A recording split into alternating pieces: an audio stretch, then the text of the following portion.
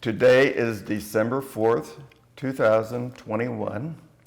I'm very excited to be here today in the home of retired Justice Fred Six in Lawrence. And the occasion is we are participating in an oral history project that is sponsored by the Kansas Historical Society and with a grant from Humanities Kansas. The Honorable Deanell Tacha and I will be interviewing Justice Six. He's an icon in the judicial and legal community of Kansas. Assisting us today is our videographer, former Representative David Heineman. This will be the first of a series of interviews of retired justices and judges and court personnel in Kansas to examine the judicial branch in the last quarter of the 20th century and the first decades of the 21st century. Recordings and transcripts of these oral history interviews will be accessible to researchers, educators, and the general public at the Kansas Historical Society, the State Library of Kansas, and also online if you go to ksoralhistory.org. My name is Richard Ross. I served the state of Kansas for 38 years as the reporter of decisions for the Kansas Supreme Court and Court of Appeals, and I was lucky and honored to have served in that capacity during the entire tenure of Justice Six when he was on the appellate court. Justice Six, thank you very much for participating in this oral history project and giving us your perspective. Judge Deanell Tacha has a very honored career of her own, and I'd like for you to tell that as you introduce yourself and as you talk about how you got to know Justice Six, and then continue with the interview that we're here for today. I will. Thank you, Richard, and thank you, Justice Six. I'm Deanell Reece Tacha, and I have had the privilege of serving on the United States Court of Appeals for the 10th Circuit for 25 years, representing the state of Kansas on that court. But before that, I was a very new law professor at the University of Kansas, and one of my favorite memories of that period was the day I first met Justice Six. And I'm just really anxious to hear, Justice, if you remember, I had just been appointed to run the legal aid clinic in Lawrence. And let's just say legal aid at the time, low-income legal services, was not the most popular organization in town among the local bar and bench. So Jim Postma, a wonderful Lawrence lawyer, advised me that the first thing I should do was go around and meet all the lawyers in Lawrence and Douglas County, actually. And the first person I went to see was Justice Fred Six, then a practicing lawyer in Lawrence. Do you remember that, Well, Justice? I remember you mentioned Jim Postma coming by your house before sunup, and Jim, you and I, you jumped in and we drove to Wichita for a bar meeting, and that I think was an adhesive that bonded us. Here we were, two older gentlemen with this charming young faculty member who was heading up legal aid. So during the automobile ride, 3 some hours, why we became acquainted, and it went on from there. And it's important to say that Justice Six, along with Jim Postma, the two of them were very instrumental in weaving legal services into the legal community in Lawrence, because at the time, there were lots of struggling lawyers, and they worried about whether it was competitive. But Justice Six and Jim Postma led the way. Then, over the years, we spent a lot of time doing bar association and various activities in Lawrence. So before Justice Six was ever a justice, he was a pillar, or to use Richard's words, an icon of the legal community. How did you decide you wanted to go on the bench and you first went to the Court of Appeals? What was in that decision? Yes, that was in 1987, and the legislature that year had created 5 new positions for the Court of Appeals. Originally, there were only 5 appellate justices, but the legislature authorized 5 new, making 10. Our daughter had finished the University of Kansas, was employed, and our other child, a son, was winding up his college.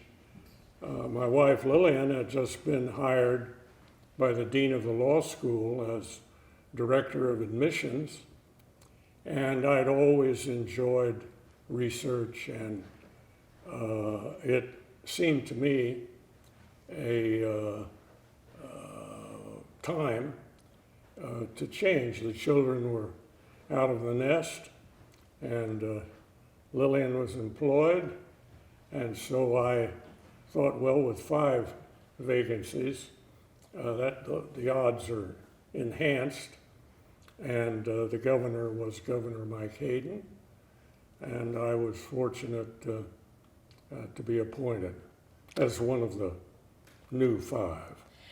That jump to public service was a jump that probably was inspired by some of your experiences with your parents and in your childhood. Could you talk a little about those experiences and who your parents were? My dad was the county farm agent here in Douglas County for 36 years. My mother was involved in civic activities of all types during World War II, Bundles for Britain, on and on and on. And then she started teaching because there was a shortage of teachers during World War II. And after she retired as a teacher, she ran for the school board and was elected. And my dad had previously served on the school board. So there was a public interest there, and my mother took that assignment very thoroughly, and I thought when I was on the court, on the Supreme Court, I thought of my mom. Now, she was retired, but we had a case that involved the opportunity or right of an active teacher to serve on the school board. And the court ruled that that was not permissible. When you went to the Court of Appeals, what were the challenges of moving from private practice into the Court of Appeals, into a judicial role? Yes, that would be quite individualistic. For me, it was smooth, not because of anything I did, but I had such a wonderful law firm, Barber Emerson, Six, Springer, and Zinn, and Richard Barber, who was one of my mentors. It was just a smooth transition. They were proud of me, and I had no difficulties at all. I was indeed, through the many years, thankful for those associations. And John Emerson, my longtime partner, died last year, and so in the old firm there are still a couple left, but that was a smooth one.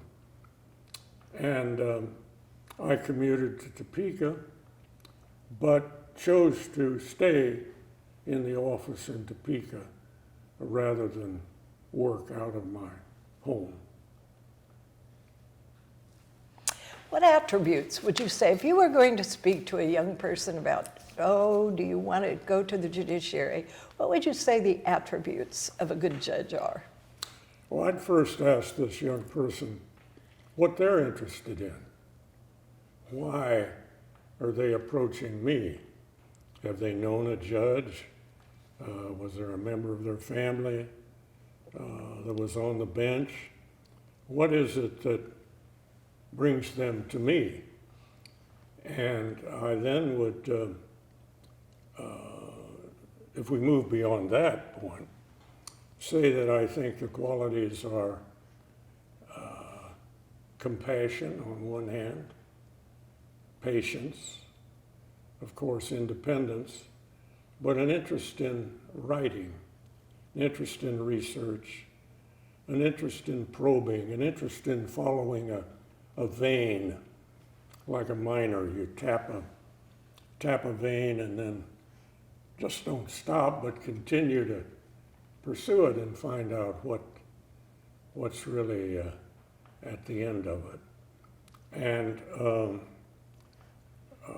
those are the conversation guidelines that I would channel. Then you jumped quickly from the Court of Appeals to the Supreme Court.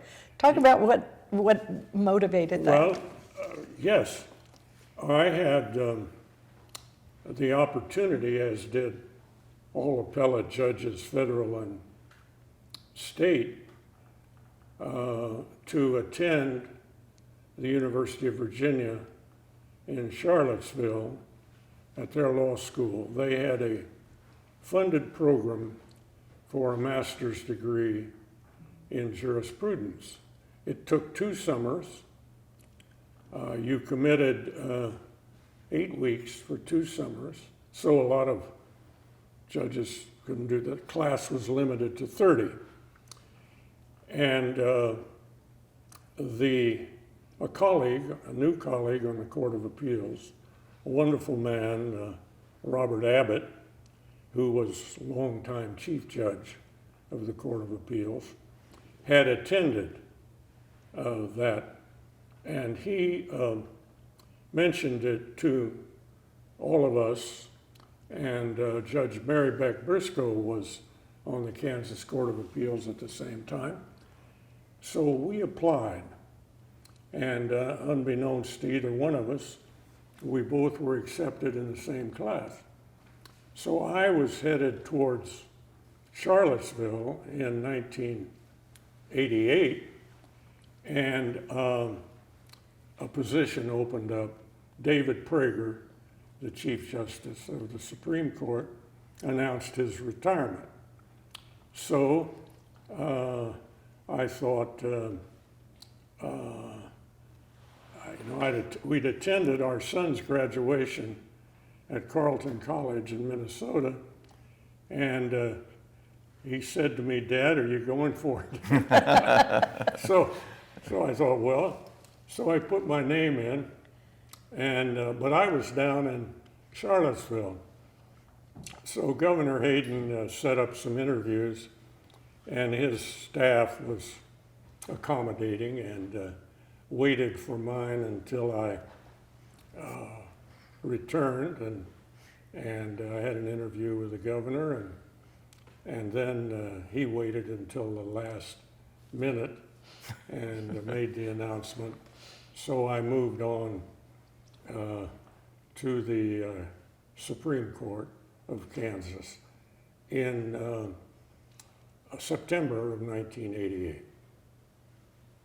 Justice Six, I know that there's a lot of difference between those 2 courts, and I'd like to take the opportunity to review some of the interactions you had at the Supreme Court. But before we get started, I think a lot of people, even a lot of attorneys, have no idea how the court operates. Could you give a brief introduction or synopsis of the process through the Supreme Court when an appeal gets accepted?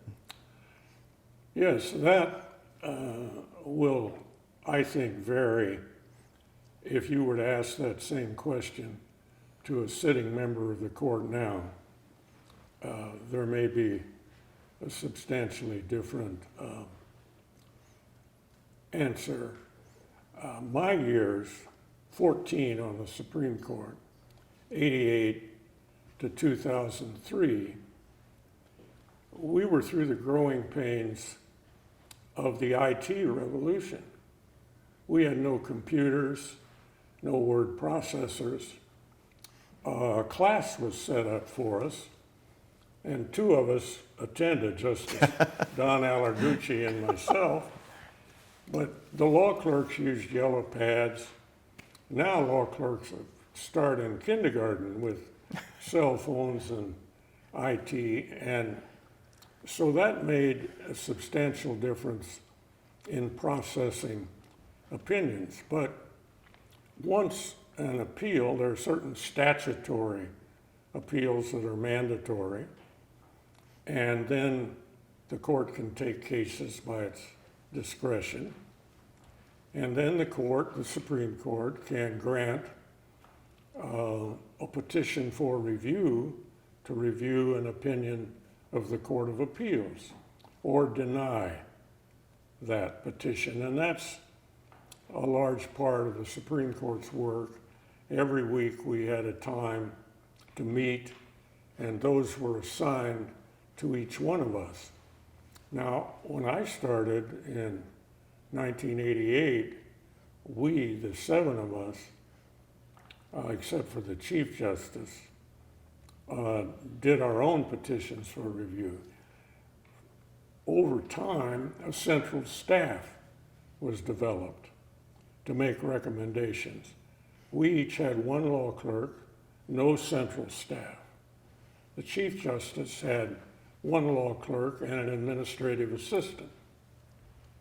Now I understand with computers, the secretaries have been reduced. Members of the court share a secretary, and they have two law clerks each. And of course, the law clerks are computer literate. And so petitions for review evolved during that 14-year period.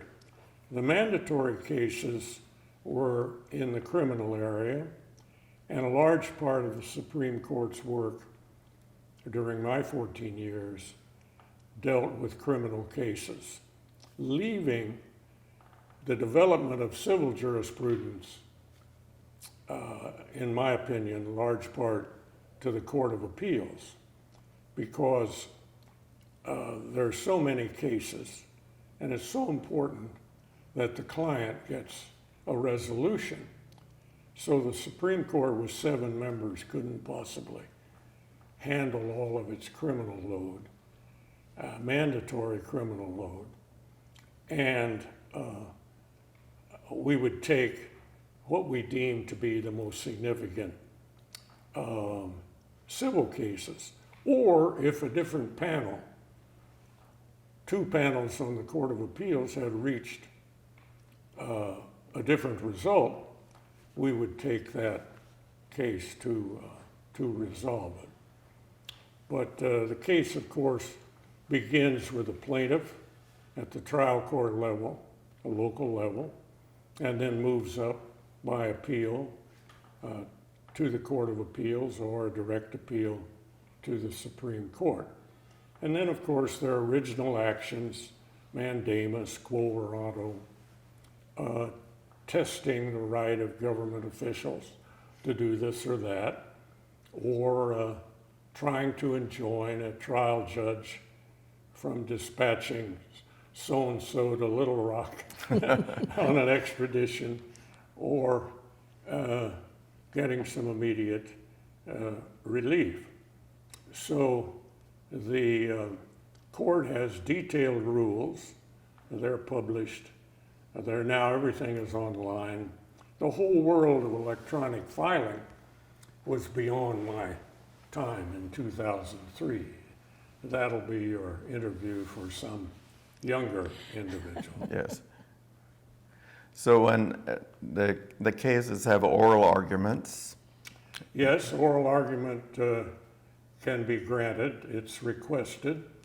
There is what's called a summary docket of cases that are put without oral argument.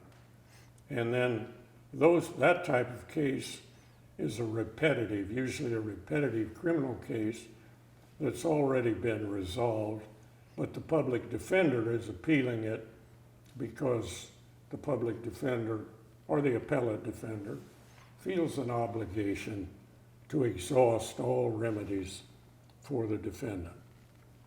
So oral argument is set by the clerk of the appellate courts and the Chief Justice, and that has evolved to some extent. We had terms of court running from September around through May, and we would meet in the robing room, take the bench, and the cases were assigned for writing, speaking for the court.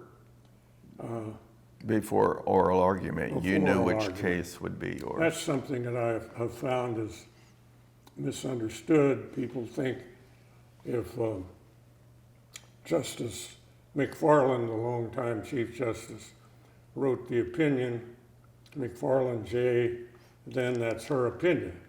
But it's really the opinion of the court, assuming four joined to make a majority. Right. One of the things that came up, I was the first member of the Court of Appeals to be appointed to the Supreme Court. And since then, there have been many. But we had a situation which the Supreme Court had granted a petition for review from the Court of Appeals. Now, I didn't sit on that panel, but we felt I ought to recuse myself. So that only left 6. Well, it was a 3-3 decision, which affirmed the lower court. And the attorney for the party who had appealed, I think properly had a gripe. But from that point forward, whenever a member of the Court of Appeals would be on the Supreme Court, the court would then assign a district judge, so there would always be 7, and that problem was met and So you set precedents. resolved. Let's go to the substance of opinions a little bit. I know in the state Supreme Court and in all the federal courts, among the hardest things one has to do is balance some kind of a constitutional issue with the practical issues of personal liberties and things like that. How does a judge start thinking about how to balance the competing interests in a case? If you are a state Supreme Court justice, you of course look to the federal precedent on constitutional issues, unless it's a Kansas constitutional question, because the Kansas Supreme Court would be the final answer on a Kansas constitutional question. But the federal courts on constitutional issues, search and seizure was a common one. Deanell, you wrote an opinion for the 10th Circuit. I can't remember the name, but it was a search and seizure, maybe a car stop, somebody coming down from, I don't know, not Hiawatha, maybe Marysville or somewhere. And of course, that would interpret the federal Constitution, 4th Amendment, 5th Amendment, 14th Amendment. So we would be bound to follow the federal constitutional issues as resolved as best we could determine them.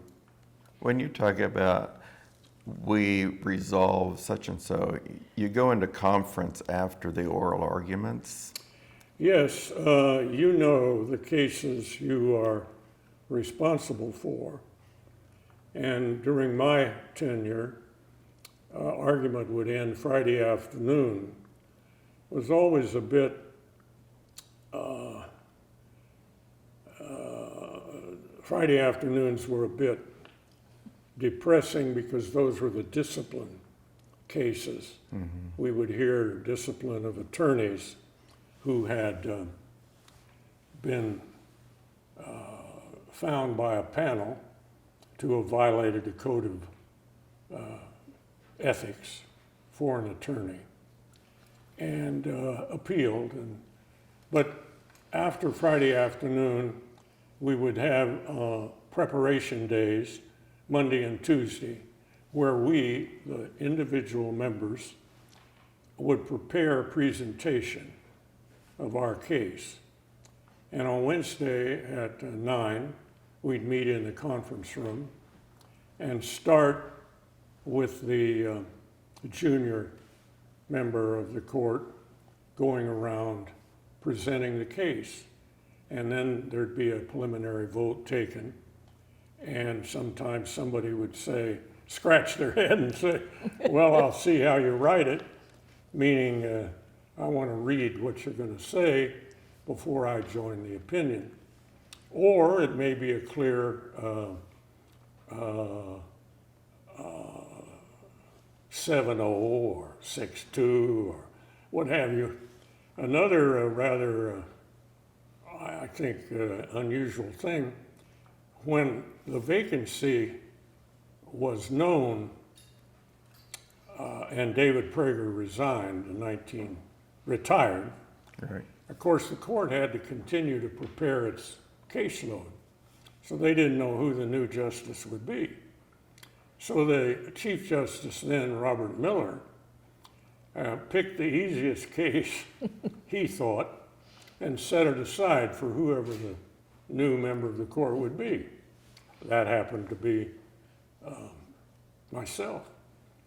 And so we went into conference, and it turned out that that was a 4-3 decision the other way. Real easy. And so I ended up, I think, writing a dissent. But you then conclude all of the preliminary conference, and you go back to your chambers and start writing your opinion.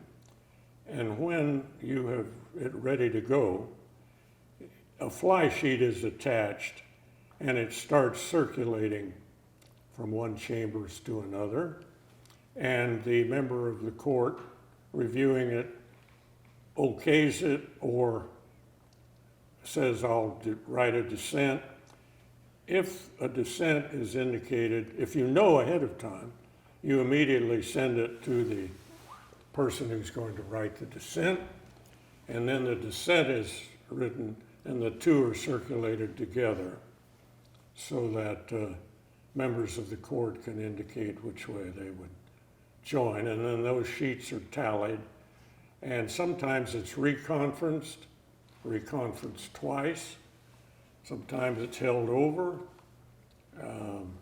because it isn't prepared yet, and that in my years looking back, I've been retired now about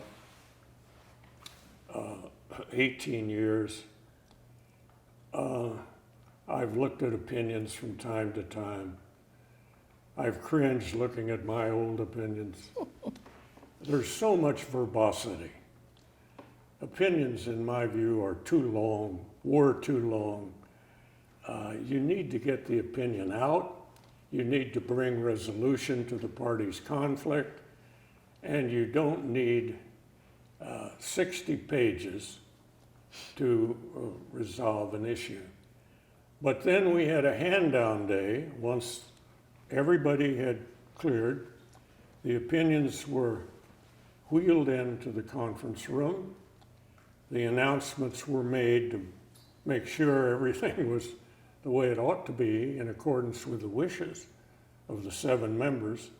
And then we called you, Richard, your office, and you sent a representative down to pick the opinions up, and the reporter of decisions was a valuable, invaluable resource to the court because grammar was checked, citations were checked, and it was so helpful. Richard's office would then sometimes conference with the individual member of the court about this or that, and when the reporter of decisions had approved, why the opinion was ready to be published. What, you have already alluded to, it's very hard to remember all the opinions that you've been involved with, and then when you look at them, you go, really? Did I do that? As you reflect back on all the cases that you were involved in, do any come to the surface as most difficult or most challenging, either personally or professionally? And how do you deal with that? Yes, there were cases that I was not assigned to write, which were difficult. For example, during my time on the court, we were dealing with death penalty jurisprudence. Kansas adopted the death penalty in 1994 and has yet to really execute anyone. But the Gary Kleypas case was the first case that came up. That was the name of the defendant. And the legislature had bifurcated death penalty jurisprudence. The first trial was the guilt or innocence. The second trial was the sentencing phase. And the legislature had talked about aggravating and mitigating factors for the trial judge to weigh in determining the sentence, death, life, so forth. And the argument was advanced that leaves an impasse because if they weigh equally, it disadvantages the defendant. That actually the mitigating circumstances ought to outweigh the aggravating circumstances. And then the appellate defender had an able staff. And with that case, they raised, I don't know, maybe 40 different issues, which we had to treat. And that was a per curiam opinion. And per curiam means by the court. You don't know who actually authored it. And maybe different members of the court took different parts of it or worked together. But that was around 2000 in time, and the opinion came down in around holiday time, as I recall. So that was certainly, also we were dealing with the tension between the legislature in the medical malpractice field and caps on non-economic damages. For pain and suffering, does the legislature have the right to put a cap on the amount of recovery? There was a different rule for wrongful death cases. And the term quid quo pro entered the jurisprudence. And that was a manifestation of then the tension in the state between the Kansas Trial Lawyers Association and the Kansas Medical Society and the legislature. And so that opinion was one that was watched closely. The court held that a quid quo pro existed and that a cap of $250,000 could be Now, over time, that has gone on and changed. To add a light touch, the most popular, if I were to ask you to guess the most popular case in terms of attendance, standing room only, people in the hallways, we needed monitors, marshals, was a case out of Wichita on who gets the engagement ring when the engagement is broken off. And a young couple in Wichita he had proposed, she had accepted, and he'd purchased an expensive ring. And the engagement was broken. And she said, "I want to keep the ring." He said, "No." He said, "You're not going to marry me. I want the ring back." And so the court took that case and ruled that, yes, the donor gets the ring. There were two dissenters. I joined the majority. We trolled the entire U.S. State Supreme Court on engagement rings. But I don't know if you remember that, Richard. The crowds were just, we never had. I do remember. We never had crowds in the courtroom. I mean, I looked up from the bench and clear out into the foyer near the elevators, there were people trying to get in.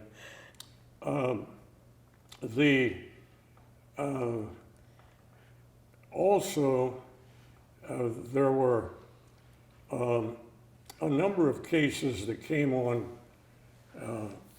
about 2002.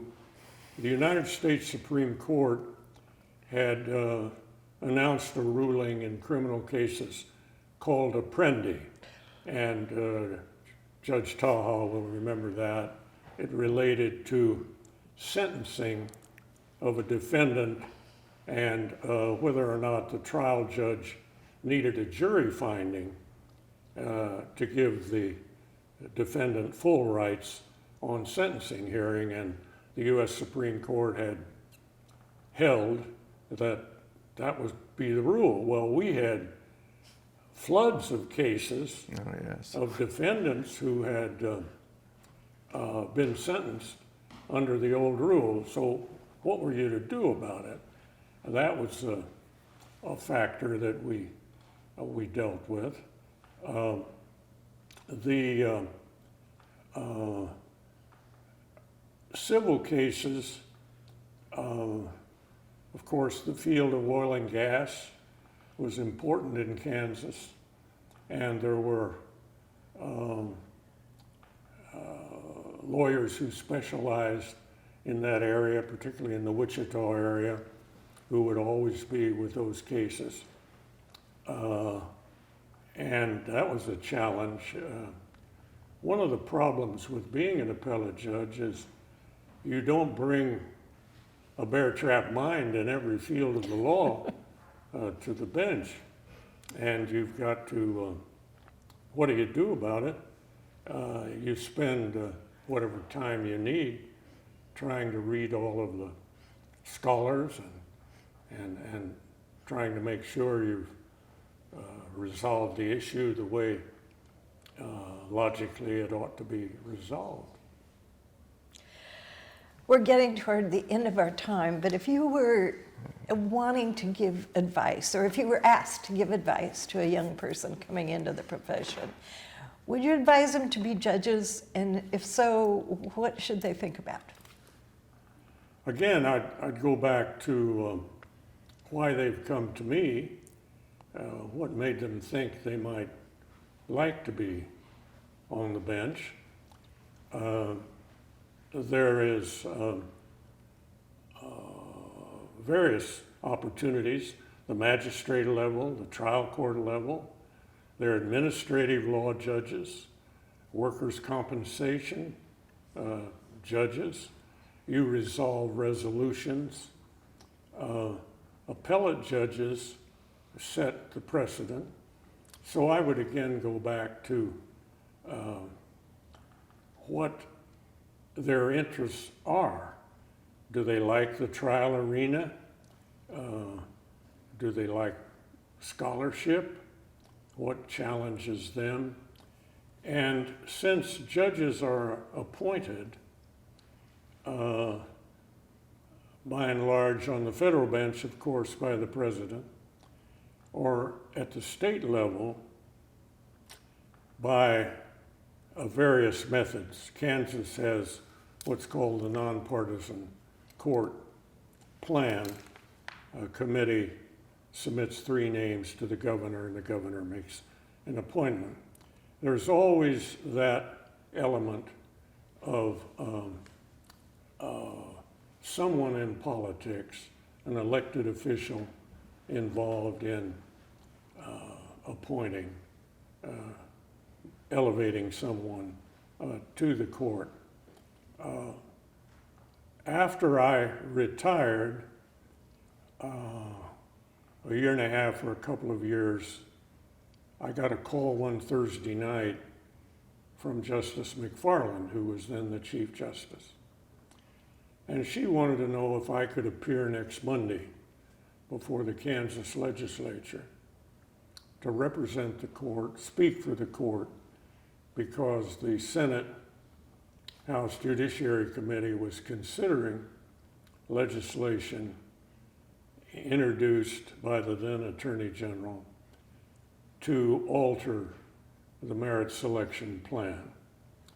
And I said yes, scratched my head, and the first thing I did was get a hold of one of my favorite judges, Judge Steve Lieben, who now was on the Court of Appeals, retired. He's now a professor of law at UMKC Law School, and say, have you got any material for me? And he's a phenomenal fellow. So he emailed me some background, and I boned up over the weekend and appeared Monday, and that was ongoing through from 2005 through 2011. I don't know if there's still a movement that way, but that's a concern for me as a former member of the court, because having an independent judiciary, I didn't bat one eye. I didn't kiss one baby. I didn't take one dime. I just put my name in, and if I was appointed, fine. If I wasn't, fine. I didn't feel any, and on the bench, we had an amiable mix. We had initially 2 former state senators, Justice Harold Hurd and Justice Don Alaguchi, and we had a mix of party affiliations, and the camaraderie, I think, was something I respect and was glad I was a part of. You mentioned the word precedent a minute ago. That seems to be a word that's talked about a lot at U.S. Supreme Court right now. Can you explain how precedent during your tenure, what the court believed, or how often it applied, or how could you change precedent, or how There's important a that is? presumption that the court follows precedent. There's a presumption that a statute is constitutional. But if a court wants to declare a statute unconstitutional, where does the presumption go? That always puzzled me. So precedent, you start the race a little, you're in front. But I remember reading about a scholar who tried to answer that question, saying that years ago there was a path cut through the woods, and it was a winding, circuitous path, but everybody just followed it. It took twice as long to get wherever you wanted to go, but just because there was a path there, they went with that path. And so one day came along when someone said, why are we taking this path? One case I recall, Kansas had a guest statute. If you were a guest in an automobile and there was negligence on the part of the driver, you had to show gross or wanton negligence. Well, that was the precedent for years. And eventually the court, 4 members said no. And then during my time on the court, there was a precedent for a host in a home. If you were a guest in a home and a new stairway had been put in, and you went to the bathroom and looked for the bathroom and opened the door and fell downstairs and wanted to sue the landlord, you had to prove gross and wanton negligence. But 4 members of the court said, no, that's not reasonable. So the rule was changed. You just had to show ordinary negligence against the landlord. So it will take a wiser individual than myself to give a clear definition of when and why a court says, well, it's precedent, that ends it, and when the court says struggling, no, there's a human element there, and that's the best I can do with it. At the end of the day, when we begin to think back on these judicial careers, what are the greatest rewards for you and what were the challenges? My greatest takeaway during my time was the establishment in 1992 of the Lawyers Fund for Client Protection. That's what I'm proudest of. The president of the Kansas Bar at that time was John Tillotson, a lawyer from Leavenworth, great guy. The executive director of the Kansas Bar Association was Ron Smith, now a lawyer out in Larned. And the American Bar in 1989 had adopted model rules. Now this fund is funded by lawyers. And if a lawyer commits malpractice and has no malpractice insurance, and the client is left bruised, out of money, embezzled, filched, a statute of limitations is run, there's a resource to go to. And so it was difficult because change is always difficult. And there were a lot of resistance to the Kansas court setting up this fund because it came out of the lawyer's annual registration fee. But Ron and John figured out a way to deposit the funds with the Department of Administration. The 3 of us were worried the legislature might sequester them. But that worked, cleared with the legislature, and it's been a wonderful thing. And I don't know how much money is in it now, but if you are bruised financially, you can go, a lawyer has a duty to represent you before the commission set up by the court. Commission consists of 2 lay members, lawyer members, a judge or 2, and they hear these appeals and grant them or deny them. And funds are paid to the client. And I think that's should have been in place long ago.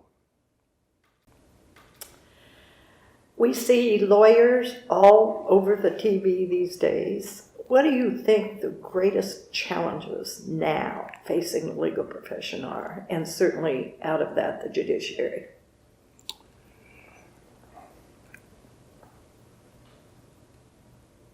A challenge is to put each lawyer to put her or his shoulder behind the wheel of legal services and public defenders. Legislatures are parsimonious about funding public defenders, and yet everyone has a constitutional right to counsel for felony cases. Let's just talk about those.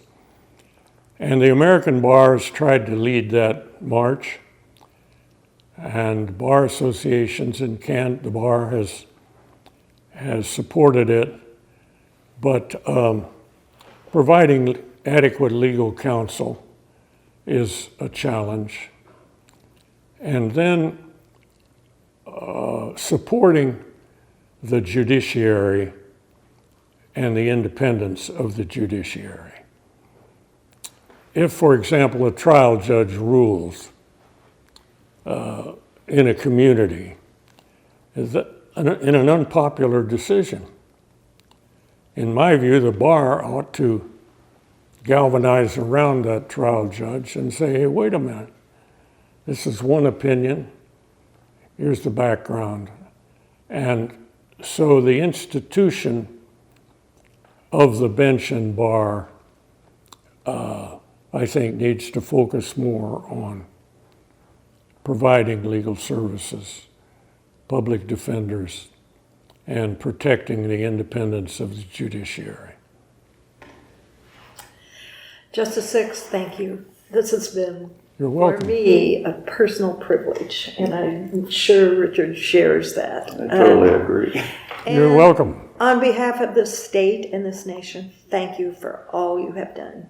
You're welcome. We rarely say thanks to our public servants, but it's something we probably ought to do more often, and you are a shining example. Thank you. Thank you. Well, I said earlier that it was my pleasure to work with you and for you during the time you were in the appellate courts, and exclamation points on that. And you brought back so many memories for me. Your recall of all that information that's what this project is about, to preserve Good. that and to educate. Well, I wish you two well on your journey, And I thank you very much. and Dave as well. All right. Thank you. Yeah.